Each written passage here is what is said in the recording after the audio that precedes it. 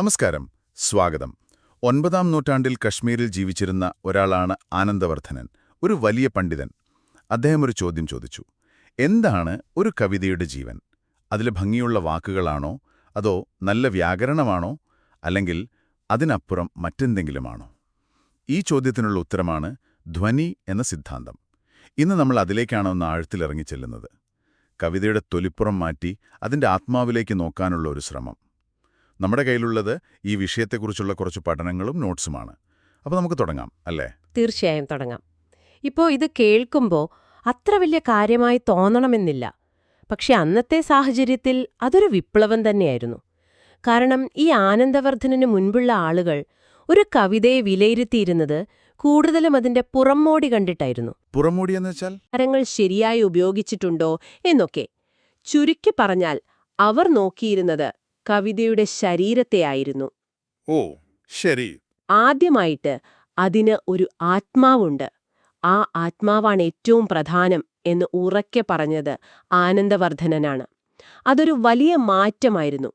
കാഴ്ചയുടെ സൗന്ദര്യത്തിൽ നിന്ന് അനുഭവത്തിന്റെ സൗന്ദര്യത്തിലേക്കുള്ള ഒരു മാറ്റം. ശരീരം, ആത്മാവ്, നല്ലൊരു താരതമ്യമാണത്.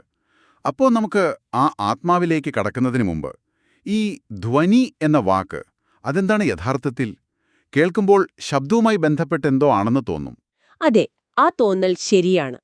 ധ്വനി എന്ന വാക്കിന്റെ നേരായ അർത്ഥം ശബ്ദം, പ്രതിധ്വനി, മുഴക്കം എന്നൊക്കെ തന്നെയാണ്.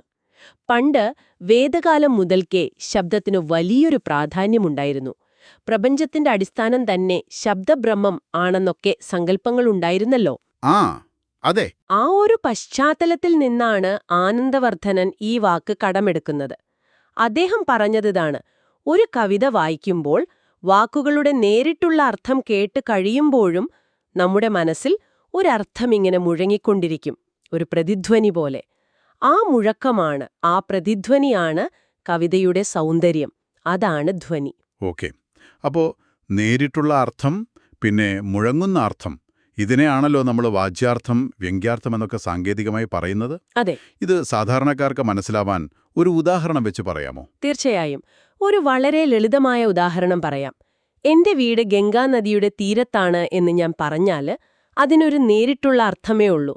എന്റെ വീട് എവിടെയാണെന്ന് നിങ്ങൾ മനസ്സിലാക്കുന്നു. അതാണ് വാച്യാർത്ഥം. ശരി. ഇനി ഒരു കവി ഇതേ ആശയം ഇങ്ങനെ എഴുതുന്നു വെക്കുക. ഗംഗാതീരത്താണ് എന്റെ ഗ്രാമം. ഇവിടെ കാര്യങ്ങൾ കുറച്ചുകൂടി മാറുകയാണ്. നേരിട്ടുള്ള അർത്ഥത്തിനു പുറമെ ആ ഗംഗാനദിയുടെ പുണ്യം, പരിശുദ്ധി, അവിടുത്തെ ശാന്തമായ അന്തരീക്ഷം, ഇങ്ങനെയുള്ള ഒരുപാട് കാര്യങ്ങൾ നമ്മുടെ മനസ്സിലേക്ക് വരുന്നുണ്ടല്ലേ? ആ, വരുന്നുണ്ട്. ആ ഗ്രാമത്തിനു ഒരു പ്രത്യേകതയുണ്ടെന്ന് തോന്നുന്നു. അതുതന്നെ. ആ ഗ്രാമത്തിന് ഒരു പ്രത്യേക പവിത്രതയുണ്ടെന്നൊരു സൂചന ആ വരി തരുന്നു. ആ സൂചനയാണ് വ്യംഗ്യാർത്ഥം. അതാണ് ധ്വനി. കൊള്ളാം. അപ്പോ ആ ശരീരം, ആത്മാവ് എന്ന താരതമ്യം ഒന്നുകൂടി വ്യക്തമായി. കവിതയിലെ വാക്കുകളും അതിന്റെ നേരിട്ടുള്ള അർത്ഥവും വെറും ശരീരമാണ്. പക്ഷെ ആ വാക്കുകൾക്കിടയിൽ ഒളിപ്പിച്ചു വെച്ച നമ്മൾ വായിച്ചെടുക്കുന്ന ആ സൂചനയാണ് ആത്മാവ്. അപ്പോ ധ്വനിയില്ലാത്ത കവിത മനോഹരമായി അണിയിച്ചൊരുക്കിയ ഒരു ശവശരീരം പോലെയാണെന്ന് പറയാമോ?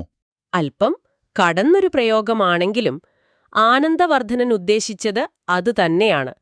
ആത്മാവില്ലാത്ത ശരീരത്തിന് ജീവനില്ലാത്തതുപോലെ വ്യംഗ്യാർത്ഥമില്ലാത്ത കാവ്യം വെറും വാക്കുകളുടെ ഒരു കൂമ്പാരം മാത്രമാണ്. അതിന് നമ്മളെ സ്പർശിക്കാനോ ഒരനുഭവം തരാനോ കഴിയില്ല. ശരി.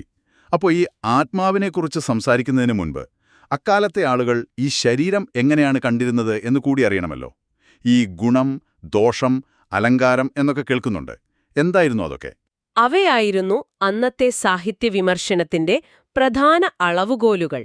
ഗുണമെന്ന് വെച്ചാൽ കവിതയുടെ സൗന്ദര്യം കൂട്ടുന്ന ഘടകങ്ങൾ.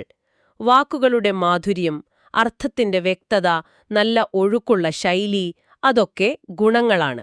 ഒരു തരം ക്വാളിറ്റി ചെക്ക് പോലെ. അതെ. ദോഷം നേരെ തിരിച്ചും. കവിതയുടെ ഭംഗി കളയുന്ന പിഴവുകൾ. ഒരു വാക്ക് തെറ്റായ അർത്ഥത്തിൽ ഉപയോഗിക്കുക, കേൾക്കാൻ സുഖമില്ലാത്ത പദങ്ങൾ ചേർക്കുക, ഇതൊക്കെ ദോഷങ്ങളാണ്. പിന്നെ അലങ്കാരം, ഈ ഉപമ, രൂപകം പോലുള്ളവ, അതും ശരീരത്തിന്റെ ഭാഗം തന്നെയാണോ? കാരണം ഒരു ഉപമയും ഒരുതരം സൂചനയല്ലേ തരുന്നത്. പിന്നെങ്ങനെയാണ് ധ്വനി അതിൽ നിന്ന് വ്യത്യസ്തമാകുന്നത്? അത് വളരെ നല്ലൊരു ചോദ്യമാണ്. ഇതാണ് പലർക്കും സംശയം വരുന്നൊരു ഭാഗം. അലങ്കാരം തീർച്ചയായും കവിതയെ കൂടുതൽ മനോഹരമാക്കും. അവളുടെ മുഖം ചന്ദ്രനെപ്പോലെ ശോഭിച്ചു എന്ന് പറയുമ്പോൾ ആ സൗന്ദര്യം നമുക്ക് കൂടുതൽ വ്യക്തമാവുന്നുണ്ട്. പക്ഷെ ഇവിടെ ശ്രദ്ധിക്കേണ്ട ഒരു കാര്യമുണ്ട്. ആ ഉപമ അതിൽ തന്നെ പൂർണ്ണമാണ്. അത് വാച്യാർത്ഥത്തിന്റെ, ആ നേരിട്ടുള്ള അർത്ഥത്തിന്റെ ഒരു ഭാഗം തന്നെയാണ്. ഓക്കെ. എന്നാൽ ധ്വനി അങ്ങനെയല്ല. അത് വാച്യാർത്ഥം പറഞ്ഞു തീർന്നതിനു ശേഷം വരുന്ന ഒന്നാണ്. ഉദാഹരണത്തിന്, നമ്മൾ മുൻപ് പറഞ്ഞ ഗംഗാതീരത്താണ് എന്റെ ഗ്രാമം എന്ന വരിയിൽ ഒരു അലങ്കാരവുമില്ല. പക്ഷെ പരിശുദ്ധി എന്ന ഒരു ആശയം അത് ധ്വനിപ്പിക്കുന്നുണ്ട്. ആ പരിശുദ്ധി എന്ന വാക്ക് ആ വരിയിൽ എവിടെയുമില്ല. ആ, അതാണ് വ്യത്യാസം. അതെ, അലങ്കാരം ശരീരത്തിലണിയുന്ന ആഭരണം പോലെയാണ്. ധ്വനി ആ ശരീരത്തിനുള്ളിലെ ജീവനാണ്. ഓക്കെ, ഇപ്പൊ വ്യക്തമായി. അലങ്കാരം പറയുന്ന കാര്യങ്ങളെ കൂടുതൽ ഭംഗിയാക്കുന്നു. ധ്വനി പറയാത്ത കാര്യങ്ങളെ അനുഭവിപ്പിക്കുന്നു. ഈ അനുഭവം എന്ന വാക്കിൽ പിടിച്ചുകൊണ്ട് നമുക്ക് അടുത്തതിലേക്ക് കടക്കാം. രസം. ഒരു കവിത വായിക്കുമ്പോൾ നമുക്കുണ്ടാകുന്ന വൈകാരികമായ അനുഭവം, ശൃംഗാരം, കരുണം, വീരം, അങ്ങനെയുള്ളവ. ഒരുപക്ഷേ ഈ രസം എങ്ങനെയാണ് വാക്കുകളിലൂടെ വായനക്കാരനിലേക്ക് എത്തുന്നത് എന്ന് വിശദീകരിക്കുകയായിരുന്നു ആനന്ദവർദ്ധനന്റെ പ്രധാന ലക്ഷ്യം. അതുതന്നെ. കൃത്യമായി പറഞ്ഞാൽ അതുതന്നെയായിരുന്നു അദ്ദേഹത്തിന്റെ ലക്ഷ്യം. ധ്വന്യാലോകം എന്ന അദ്ദേഹത്തിന്റെ പുസ്തകത്തിലെ പ്രധാന വാദം ഇതാണ്. ഒരു കവിതയുടെ ഏറ്റവും വലിയ ലക്ഷ്യം വായനക്കാരിൽ രസമുണ്ടാക്കുക എന്നതാണ്. എന്നിട്ടോ? ഈ രസമുണ്ടാക്കാൻ നേരിട്ടുള്ള പ്രസ്താവനകൾക്ക് കഴിയില്ല. അത് ധ്വനിയിലൂടെ മാത്രമേ സാധിക്കൂ. ധ്വനി രസത്തിലേക്കുള്ള രാജപാതയാണ്. അതെങ്ങനെയാണ് പ്രവർത്തിച്ചിരുന്നത്? ഇപ്പോ എനിക്ക് ദുഃഖമുണ്ട് എന്ന് കരുതുക. ഞാൻ എനിക്ക് ദുഃഖമുണ്ട് എന്ന് കവിത എഴുതിയാൽ അത് വായിക്കുന്ന നിങ്ങൾക്ക് ദുഃഖം, അതായത് കരുണാരസം ഉണ്ടാകുമോ? സാധ്യതയില്ല. നിങ്ങൾക്കൊരു വിവരം കിട്ടി, ഹോസ്റ്റിന് ദുഃഖമുണ്ട് എന്ന്. അതിലൊരു കാവ്യാനുഭവമില്ല. ശരിയാണ്. എന്നാൽ ഒരു കവി അതെങ്ങനെയാണ് പറയുക? ഇരുണ്ടുമൂടിയ ആകാശം, വഴിയിൽ കൊഴിഞ്ഞു വീണ പൂക്കൾ, ദൂരെ ഒറ്റയ്ക്ക് പറന്നുപോകുന്ന പക്ഷി. ഇങ്ങനെയൊരു ചിത്രം തരുമ്പോൾ ദുഃഖമെന്ന വാക്കുപയോഗിക്കാതെ തന്നെ ആ ഒരു ഭാവം നമ്മളിലേക്ക് എത്തുന്നു. അതാണ് ധ്വനി. അപ്പോ കവിയുടെ വ്യക്തിപരമായ ദുഃഖം ഒരു സാർവത്രികമായ അനുഭവമായി മാറുന്നു. അതെ, അവിടെ ഒരു മാന്ത്രിക വിദ്യയുണ്ട്. അത് വായിക്കുന്ന നിങ്ങൾക്ക് വ്യക്തിപരമായ വേദനയല്ല ഉണ്ടാകുന്നത്, മറിച്ച് ആസ്വദിക്കാൻ കഴിയുന്ന ഒരു വൈകാരിക അനുഭവമാണ്, കരുണരസമാണുണ്ടാകുന്നത്. ഈ മാറ്റം സംഭവിക്കാൻ ധ്വനി എന്ന മാധ്യമം കൂടിയേ തീരൂ. അപ്പോ ആനന്ദവർദ്ധനന് മുൻപ് ആരും ഇതിനെക്കുറിച്ച് ചിന്തിച്ചിട്ടില്ലേ? ഭരതമുനിയുടെ നാട്യശാസ്ത്രത്തിലൊക്കെ രസത്തെക്കുറിച്ച് പറയുന്നുണ്ടല്ലോ. ഭട്ടലോലടൻ, ശ്രീ ശങ്കുകൻ എന്നൊക്കെ ചില പേരുകളും കേൾക്കുന്നുണ്ട്. എന്തുകൊണ്ടാണ് അവർക്ക് ഈയൊരു നിഗമനത്തിലെത്താൻ കഴിയാഞ്ഞത്? അവർ ശ്രമിച്ചിരുന്നു, പക്ഷേ അവരുടെ വഴി വേറെയായിരുന്നു. ഭരതമുനിയുടെ രസസിദ്ധാന്തം അത് പ്രധാനമായും നാടകത്തെക്കുറിച്ചായിരുന്നു. അപ്പോൾ ഈ ചിന്തകന്മാരും നാടകത്തിലാണ് ശ്രദ്ധ കേന്ദ്രീകരിച്ചത്. ഉദാഹരണത്തിന് ഭട്ടലൊല്ലടൻ പറഞ്ഞത്, നടൻ രാമനായി അഭിനയിക്കുമ്പോൾ രാമന്റെ വികാരങ്ങൾ നടനിൽ വെറുതെ ആരോപിക്കുകയാണ് എന്നാണ്. ആരോപിക്കുകയാണെന്നോ? അതെ, അതായത് നടൻ യഥാർത്ഥത്തിൽ ദുഃഖിക്കുന്നില്ല, ദുഃഖം അഭിനയിക്കുകയാണ്.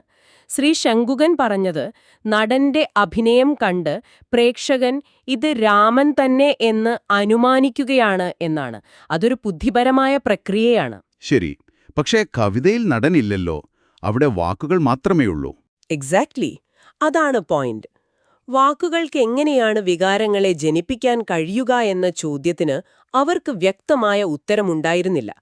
അവരുടെ സിദ്ധാന്തങ്ങൾ നാടകവേദിയിൽ ഒരുപക്ഷെ ശരിയാകാം, എന്നാൽ ഒരു പുസ്തകത്തിലെ അക്ഷരങ്ങൾക്ക് മുന്നിലിരിക്കുന്ന വായനക്കാരന്റെ കാര്യത്തിൽ അത് പരാജയപ്പെട്ടു. ആ ഒരു വലിയ വിടവാണ് ആനന്ദവർദ്ധനൻ നികത്തിയത്. അദ്ദേഹം പറഞ്ഞു, നാടകത്തിൽ നടനുള്ളതുപോലെ കവിതയിൽ വാക്കുകൾക്കൊരു പ്രത്യേക ശക്തിയുണ്ട്, സൂചിപ്പിക്കാനുള്ള ശക്തി. ആ ശക്തിയാണ് ധ്വനി. അപ്പോ അന്നത്തെ സാഹിത്യലോകത്ത് ഇതൊരു വലിയ പൊളിച്ചെഴുത്തായിരുന്നിരിക്കണം. സംസ്കൃത സാഹിത്യ വിമർശനത്തിൽ ധ്വന്യാലോകമുണ്ടാക്കിയ സ്വാധീനം എന്തൊക്കെയായിരുന്നു? വളരെ വലിയ സ്വാധീനമാണുണ്ടാക്കിയത്. പ്രധാനമായും 3 കാര്യങ്ങൾ പറയാം. ഒന്ന്, ഞാൻ നേരത്തെ പറഞ്ഞതുപോലെ സാഹിത്യവിമർശനത്തിന്റെ ശ്രദ്ധ കവിതയുടെ ശരീരത്തിൽ നിന്ന് ആത്മാവിലേക്ക് മാറി. ടെക്നിക്കൽ പെർഫെക്ഷനേക്കാൾ അനുഭവം പ്രധാനമായി. അതെ.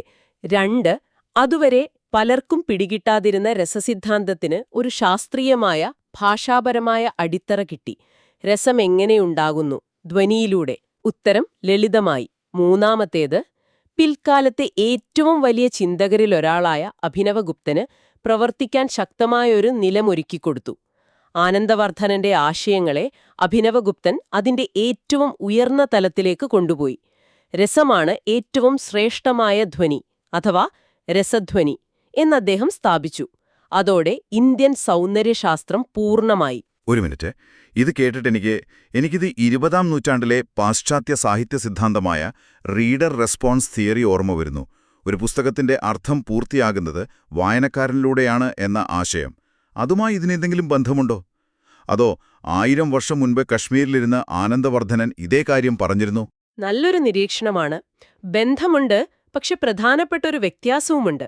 റീഡർ റെസ്പോൺസ് തിയറി പലപ്പോഴും പറയുന്നത് ഒരു കൃതിക്ക് വായനക്കാരന് ഇഷ്ടമുള്ള അർത്ഥം നൽകാമെന്നാണ്. അർത്ഥം വായനക്കാരനിൽ മാത്രം ആശ്രയിച്ചിരിക്കുന്നു. എന്നാൽ ആനന്ദവർദ്ധനൻ പറയുന്നത് അതല്ല. കവി ഒരർത്ഥം സൂചിപ്പിക്കുന്നുണ്ട്. അത് മനസ്സിലാക്കാൻ കഴിവുള്ള, പരിശീലനമുള്ള ഒരു വായനക്കാരൻ വേണം. അങ്ങനെയുള്ള ആളെയാണ് അദ്ദേഹം സഹൃദയൻ എന്ന് വിളിച്ചത്. സഹൃദയൻ, ഒരേ ഹൃദയമുള്ളവൻ. അതെ. അപ്പോ സഹൃദയനായ വായനക്കാരൻ കവി ഒളിപ്പിച്ചുവെച്ച ആ നിധി കണ്ടെടുക്കുകയാണ് ചെയ്യുന്നത്, അല്ലാതെ സ്വന്തമായ ഒരു നിധി ഉണ്ടാക്കുകയല്ല. പാശ്ചാത്യ സിദ്ധാന്തങ്ങൾ 20-ാം നൂറ്റാണ്ടിൽ ഈ ചർച്ചകൾ തുടങ്ങുമ്പോൾ ഇവിടെ 1000 വർഷം മുൻപ് തന്നെ കവിയും വായനക്കാരനും തമ്മിലുള്ള ഈ ബന്ധത്തെക്കുറിച്ച് വളരെ ആഴത്തിൽ ചിന്തിച്ചിരുന്നു എന്നത് അത്ഭുതപ്പെടുത്തുന്ന കാര്യമാണ്. അപ്പോൾ ഇന്നത്തെ കാലത്ത് ഈ സിദ്ധാന്തത്തിന് എന്തു പ്രസക്തിയാണുള്ളത്? സംസ്കൃത കവിത വായിക്കുന്നവർക്ക് മാത്രമല്ലല്ലോ ഇത്. തീർച്ചയായുമല്ല. ഇതിന്റെ പ്രസക്തി സാർവത്രികമാണ്. ഉദാഹരണത്തിന് T.S. എലിയറ്റിനെ പോലുള്ള ആധുനിക കവികളെ എടുക്കാം. അദ്ദേഹം ഒബ്ജക്റ്റീവ് കോറിലേറ്റീവ് എന്നൊരാശയത്തെക്കുറിച്ച് പറയുന്നുണ്ട്. അതായത് ഒരു പ്രത്യേക വികാരം വായനക്കാരനിൽ ഉണ്ടാക്കാൻ വേണ്ടി അതിനു തത്തുല്യമായ ഒരു കൂട്ടം വസ്തുക്കളെയോ സംഭവങ്ങളെയോ സാഹചര്യങ്ങളെയോ കവിതയിൽ അവതരിപ്പിക്കുക. ഇത് രസധ്വനി സിദ്ധാന്തത്തിന്റെ മറ്റൊരു രൂപം തന്നെയാണല്ലോ. അതുതന്നെ. എനിക്ക് വിഷാദമുണ്ട് എന്ന് പറയുന്നതിനു പകരം മഞ്ഞുമൂടിയ വൈകുന്നേരം, മേശപ്പുറത്ത് ചിതറിക്കിടക്കുന്ന ചായക്കോപ്പുകളും പത്രക്കടലാസുകളും എന്നൊക്കെ വർണ്ണിക്കുന്നത് ഇതിനുദാഹരണമാണ്. ആ വസ്തുക്കൾ ആ വികാരത്തെ ധ്വനിപ്പിക്കുന്നു. ഇത് കവിതയിൽ മാത്രം ഒതുങ്ങുന്ന ഒന്നാണോ? സിനിമയിലോ മറ്റു കലകളിലോ ഇതിന് സ്ഥാനമില്ലേ? തീർച്ചയായുമുണ്ട്. ഒരു നല്ല സിനിമയുടെ ഏറ്റവും മികച്ച നിമിഷങ്ങൾ പലപ്പോഴും നിശബ്ദമായിരിക്കും. സംഭാഷണങ്ങളിലൂടെയല്ല, ഒരു നോട്ടത്തിലൂടെയോ ഒരു ചെറിയ ചലനത്തിലൂടെയോ ആയിരിക്കും ഏറ്റവും ശക്തമായ വികാരങ്ങൾ പ്രേക്ഷകരിലേക്ക് എത്തുന്നത്. പത്മരാജന്റെ സിനിമകളെക്കുറിച്ച് ഓർത്തുപോകുന്നു. അതെ. ക്ലൈമാക്സിലെ പല നിശബ്ദതകളും എത്ര വാചാലമാണ്. അവിടെയെല്ലാം നടക്കുന്നത് ഈ ധ്വനിയാണ്. എന്റെ ഒരു പ്രൊഫസർ തമാശയായി പറയുമായിരുന്നു, ധ്വനിയില്ലാത്ത സാഹിത്യം ആസ്വദിക്കുന്നത് ഭക്ഷണം കഴിക്കാതെ മെനു കാർഡ് വായിച്ചിരിക്കുന്നത് പോലെയാണെന്ന്. കൊള്ളാം. മെനുവിൽ വിഭവങ്ങളെക്കുറിച്ച് എഴുതിയിട്ടുണ്ടാകും, പക്ഷേ അതിന്റെ രുചിയോ മണമോ നമുക്ക് കിട്ടില്ല. ആ അനുഭവം കിട്ടണമെങ്കിൽ ധ്വനി വേണം. വളരെ നല്ലൊരു ഉദാഹരണമാണത്. അപ്പോൾ ഇന്നത്തെ നമ്മുടെ ഈ ചർച്ചയൊന്ന് ചുരുക്കിയാൽ, സൂചന എന്നൊരു ലളിതമായ ആശയത്തിൽ നിന്ന് തുടങ്ങി അതെങ്ങനെ കവിതയുടെ ആത്മാവായി മാറുന്നു എന്ന് നമ്മൾ കണ്ടു. കല എങ്ങനെയാണ് വികാരങ്ങളെ ഒരു മനുഷ്യനിൽ നിന്ന് മറ്റൊരാളിലേക്ക് എത്തിക്കുന്നത് എന്ന വളരെ പഴയൊരു ചോദ്യത്തിന് ആനന്ദവർദ്ധനൻ നൽകിയ ഉത്തരമാണ് ധ്വനി. അതെ. ആനന്ദവർദ്ധനന്റെ സിദ്ധാന്തം ആഘോഷിക്കുന്നത് പറയാതെ പോകുന്ന കാര്യങ്ങളെയാണ്, വാക്കുകൾക്കിടയിലുള്ള നിശബ്ദതയെയാണ്.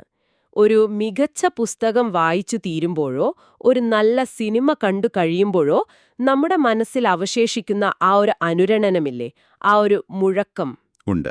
മണിക്കൂറുകളോ ദിവസങ്ങളോ കഴിഞ്ഞിട്ടും നമ്മളെ വേട്ടയാടുന്ന ആ ഒരു അനുഭവം, അതിനെക്കുറിച്ചാണ് ഈ സിദ്ധാന്തം സംസാരിക്കുന്നത്. അത് കേവലം വാക്കുകളുടെ അർത്ഥമല്ല, അതിനപ്പുറമുള്ള അനുഭവമാണ്. നിങ്ങൾ ചിന്തിക്കാനായി ഒരു കാര്യം കൂടി തരാം. ഏറ്റവും വലിയ സത്യങ്ങളും ഏറ്റവും ആഴത്തിലുള്ള വികാരങ്ങളും നേരിട്ട് പറയുന്നതിലല്ല, സൂചിപ്പിക്കുന്നതിലാണ് ഉള്ളതെങ്കിൽ നിങ്ങളുടെ ജീവിതത്തിലെ മറ്റ് ആശയവിനിമയങ്ങളെക്കുറിച്ച് ഇതെന്താണ് പറയുന്നത്? നിങ്ങൾ ഈയടുത്ത് നടത്തിയ ഒരു സംഭാഷണമോ അയച്ചൊരു മെസ്സേജോ ഓർത്തുനോക്കൂ. അതിലെ വാച്യാർത്ഥത്തിന്, ആ നേരിട്ടുള്ള അർത്ഥത്തിന് പിന്നിൽ ഒളിഞ്ഞിരുന്ന വ്യഞ്ജാർത്ഥം, ആ സൂചിപ്പിച്ച അർത്ഥം എന്തായിരുന്നു?